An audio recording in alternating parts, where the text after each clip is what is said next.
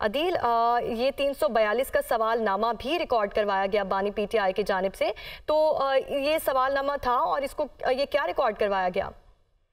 देखिए, इस सवालनामे में जो हमारे पास इत्तलात आई हैं वो पूछा गया था कि क्या आपने साइफर को अपनी सियासी मकासद के लिए इस्तेमाल किया? क्या आपके पास ये इख्तियार था कि आप साइफर की जो कॉपी है उसको अपने पास रिटेन कर सकते थे? क्या आपने ये जो क्लासिफाइड इंफॉर्मेशन है सेक्शन 5 के तहत इसको जो गैर मजाज अफराद हैं उनके साथ शेयर नहीं किया?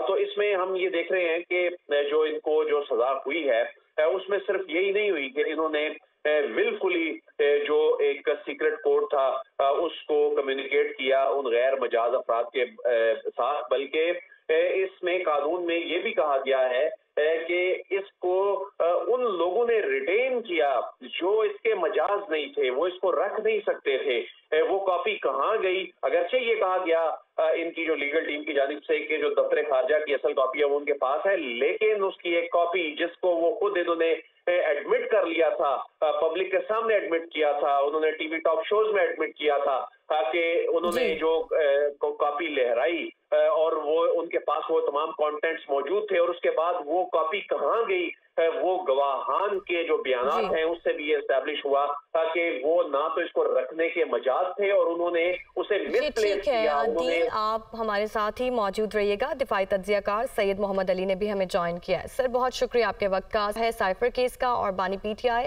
और शाह महमूद कुरैशी को 10-10 साल की कैद की सजा सुनाई गई है। इस फैसले को कैसा देखते हैं आप? क्या इनको अपील का हक हासिल है और किन ग्राउंड्स पे फैसला किया गया?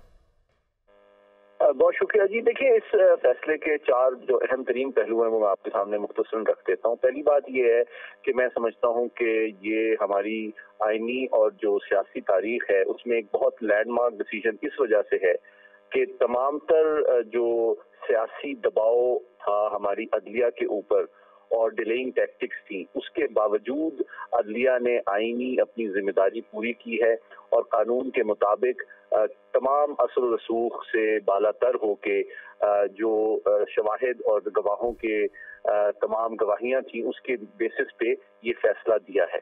तो मैं हमारी अदलिया को मैं समझता हूँ उसके लिए भी एक खुशाइन पहलू है कि उनकी क्रेडिबिलिटी अब इम्प्रूव हो रही है कि वो सियासी दबाव के बावजूद जो है अपने आईनी और कानूनी जिम्मेदारियां पूरी कर रहे हैं। दूसरा पहलू ये है कि ये बात भी साबित हुई कि कोई शख्स भी जो है वो कितना भी मकबूल क्यों ना हो, कितने भी बड़े ओहदे पे क्यों ना रहा हो, वो कानून के का पाबंद है और कानून की गिरफ्त से नहीं बच सकता। ये उसका दूसरा पहलू है। तीसरा पहलू जो है वो कौमी सलामती का है और वो ये है कि जनाब पाकिस्तान के वजीर आजम और वफाकी काबीना के जो आला तरीन ओहदे हैं उनको इस्तेमाल किया गया अपने सियासी मसालत के लिए और अवाम की तवज्जो जो है वो तो नो कॉन्फिडेंस की एम्बेरसमेंट से हटाने के लिए ये इंतहाई गैर जिम्मेदाराना हरकत की गई और एक बैरूनी साजिश का बयानिया गढ़ा गया। चौथा पहलू कानूनी है और वो सबसे दिलचस्प इस वजह से है कि चूंकि जो डिफेंस टीम थी वो जानती थी कि ये ओपन एंड शट केस है, इसलिए वो तमाम तर उनकी जो लीगल स्ट्रेटजी थी वो जो थी वो एलिगेशंस को और इल्जामात को कंटेस्ट करने के बजाय डिलेइंग टैक्टिक्स पर मबनी थी। आप देखें कि जो डिफेंस लॉयर थे एडवोकेट उस्मान रियाज गिल, उन्होंने तो प्रिंसिपल विटनेस को क्रॉस एग्जामिन करना भी जरूरी नहीं समझा और बाहर से दूसरा उसका पहलू लीगल स्ट्रेटजी का ये था कि सियासी प्रेशर और मीडिया के जरिए से बहुत ज्यादा दबाव रखा जाए पूरे अदालती कार्रवाई के ऊपर। लेकिन अल्हम्दुलिल्लाह मैं इस बात में अदलिया को खराज तहसीन पेश करता हूँ कि उन्होंने अंदरूनी डिलेइंग टैक्टिक्स और बैरूनी सियासी दबाव से बालातर होके तमाम हकायक की बेसिस पे ये फैसला किया है। और सबसे आखिरी जो अहम तरीन पहलू है वो ये है कि जो 3 इम्पोर्टेंट की विटनेसेस थे वो खुद पीटीआई हुकूमत के दौरान आला तरीन ओहदों पर फायज अफसरान थे, यानी कि सेक्रेटरी आजम खान, सेक्रेटरी खारजा सुहेल महमूद और पाकिस्तान के अमेरिका में सफीर असद मजीद, जो कि खुद मुसन्निफ हैं उस साइफर के, जिन्होंने खुद अदालत में आके कहा कि मैंने खुद ये साइफर तहरीर किया और इसमें कोई साजिश का, दबाव का, धमकी का एस्पेक्ट नहीं है। और चूंकि ये साइफर एम था दफ्तर खारजा को, तो इनके रेसिपिएंट फॉरेन सेक्रेटरी थे। तो फॉरेन सेक्रेटरी भी, उन्होंने भी आके ये गवाही दी कि इसमें कोई साजिश और बैरूनी दबाव का पहलू नहीं था। इसके बाद ये बात वाज़ेह हो गई कि इसको इस सियासी जमात ने अपने सियासी मकासद के लिए कौमी राजों और कौमी सलामती को खतरे में डालने की कोशिश की, जिसके तहत उनको कानून के मुताबिक करार वाकई सजा आज सुनाई गई है। आज कानून के मुताबिक करार वाकई सज़ा सुनाई गई है। साइफर केस बानी पीटीआई और शाह महमूद कुरैशी को 10-10 साल कैद की सज़ा भी सुना दी गई है। और आसान सा सवाल है, साइफर कहाँ है? बानी पीटीआई से अदालत का इस्तफसार किया गया था, आप हमारे साथ ही मौजूद हैं। सर ये भी बताइएगा कि सरकारी वकला सफाई की तकर्री इस्लामाबाद हाई कोर्ट में चैलेंज की गई थी, क्या इस पर इसके भी कोई असरात मुरतब हो सकते हैं, इम्पैक्ट पड़ सकता है कोई? देखिए, मैं समझता हूँ जो उसकी अदालती कार्रवाई है ये तो एक हकीकत है कि आला अदलिया में इसके खिलाफ अपील का हक तो यकीनन उनकी टीम महफूज रखती है और उनको ये हक हासिल है कि वो इस्तेमाल करे।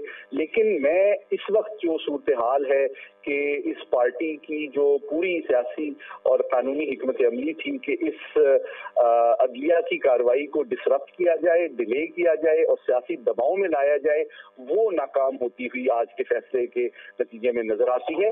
आगे के जो मामलात हैं, मैं यकीनन उम्मीद रखता हूं कि आला अदलिया भी इन्हीं शवाहिद और सबूतों की के तहत इन्हीं को कंसीडर करके अपना फैसला करेगी। तो अपील का हक तो उनको हासिल है, इसमें कोई शक नहीं, लेकिन ये भी मुमकिन नहीं है कि आला अदलिया जो है इन तमाम हकायक और पहलुओं और इनकी जो लीगल स्ट्रेटजी है उसको कम्प्लीटली इग्नोर और ओवरलुक कर दे। सर ये बताइए कि क्या पाकिस्तानी तारीख में इस तरह के पहले ऑफिशियल सीक्रेट एक्ट के तहत किसी को सज़ा मिली है, और अगर मिली है तो पहले कितनी देर की मिली है सज़ा? अच्छा, ये आपने बहुत अहम सवाल किया। कम लोग जानते हैं कि पाकिस्तान में कई लोगों को ऑफिशियल सीक्रेट एक्ट के हवाले से सजा मुख्तलिफ मामलों पे मिलती रही है। ये पहला मामला नहीं है, क्योंकि वो पब्लिक में इतनी ज्यादा उसकी तरवीज नहीं होती, इसलिए लोग नहीं जानते।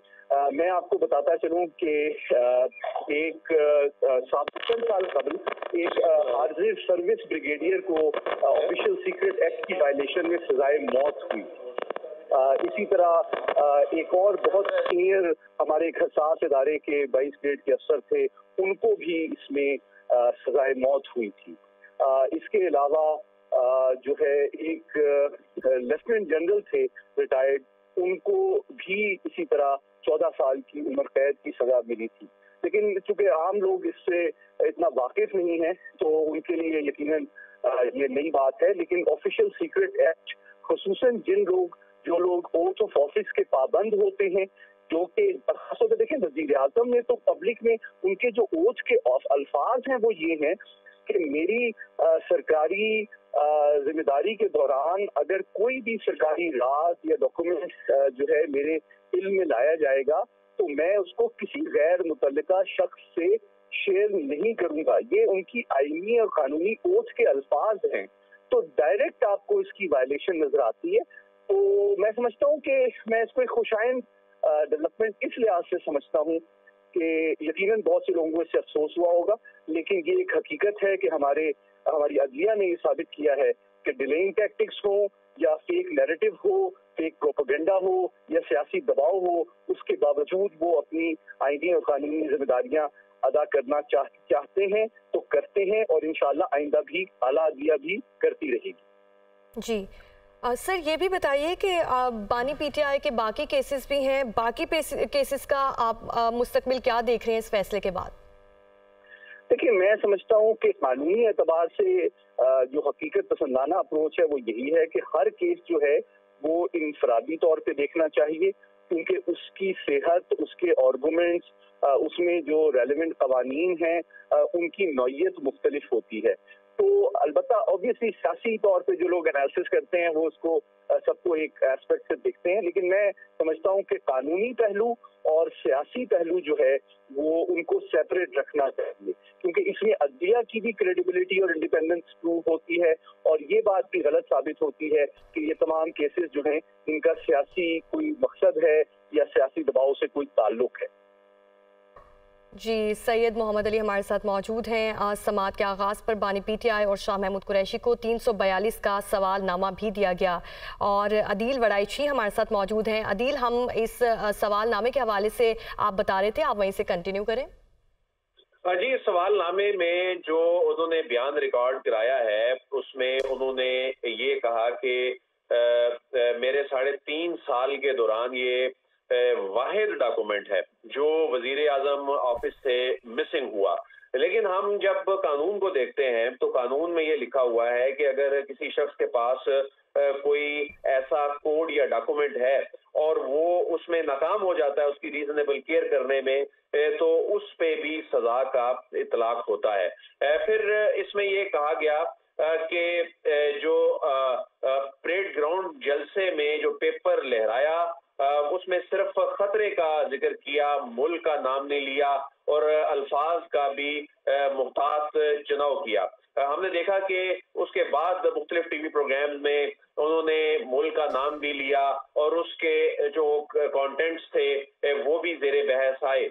तो इसमें सिर्फ यही मामला नहीं है कि इसका ख्याल नहीं रखा गया, बल्कि इसमें सवाल ये भी है कि क्या बानी पीटीआई जो है इस डॉक्यूमेंट को रिटेन कर सकते थे या नहीं, क्योंकि कानून ये कहता है कि जो ऑफिशियल सीक्रेट एक्ट के तहत जो हसास दस्तावेजात होती हैं उनको कोई गैर मजाज अफराद जो है वो रिटेन भी नहीं कर सकता। तो बुनियादी तौर पे इसमें 3 चीजें जो है वो सामने आती हैं। एक तो इसके रॉन्गफुल कम्युनिकेशन की गई, विलफुली कम्युनिकेट उन लोगों को किया गया जो इसके मजाजी थे, वो मुख्तलिफ ऑडियो लीक्स की सूरत में भी सामने आया, वो खुद पब्लिक के सामने आकर भी उन्होंने ये इसका कन्फेशन एक किस्म का किया। दूसरा, वो इसको रिटेन कर सकते थे या नहीं कर सकते थे, और तीसरा वो उन्होंने खुद एडमिट कर लिया कि ये खो गया, अगर वो इसको रिटेन करने का मजाज भी थे और ये खो गया तब भी उन पर इस चीज का इतलाक होता था ऑफिशियल सीक्रेट एक्ट के तहत।